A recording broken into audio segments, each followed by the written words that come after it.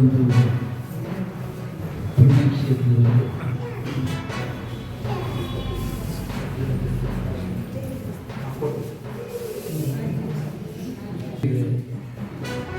ಜಯಂತಿ ಅಂಗವಾಗಿ ಈ ದಿನ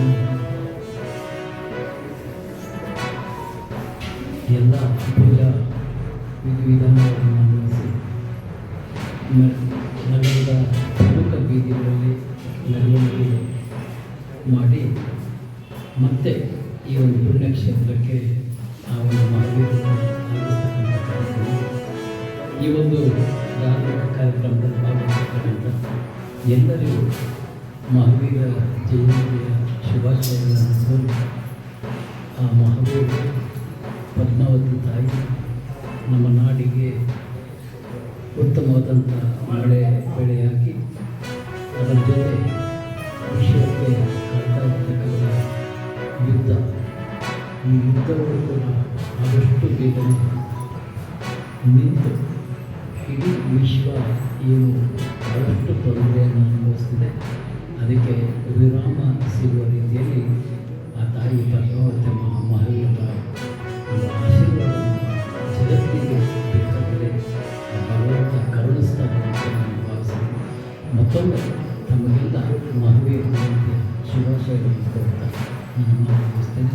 ಅದರ ಜೊತೆ ನನಗೂ ಕೂಡ ಈ ಒಂದು ಪುಣ್ಯಕ್ಷೇತ್ರಕ್ಕೆ ಕರೆಸಿ ಆ ತಾಯಿ ಆ ತಂದೆಯ ದರ್ಶನ ಭಾಗ್ಯ ಕಲ್ಪಿಸಿದಂಥ ಹರಿಹರದ ಜಯಂತಿ ಸಮುದಾಯಕ್ಕೆ ನಾನು ಧನ್ಯವಾದಗಳನ್ನು ನಾನು ಭಾವಿಸ್ತೇನೆ. ವಿಶೇಷವಾಗಿ ದಾವಣಗೆರೆ ದಕ್ಷಿಣ ಕ್ಷೇತ್ರದ ಉಪಚುನಾವಣೆ ಕ್ಷೇತ್ರದ ಬಗ್ಗೆ ಮಾತನಾಡೋದಾದರೆ, ಈ ಕ್ಷೇತ್ರದ ಮತದಾರರು ಬದಲಾವಣೆಯನ್ನು ಬಯಸ್ತಾ ಇದ್ದಾರೆ.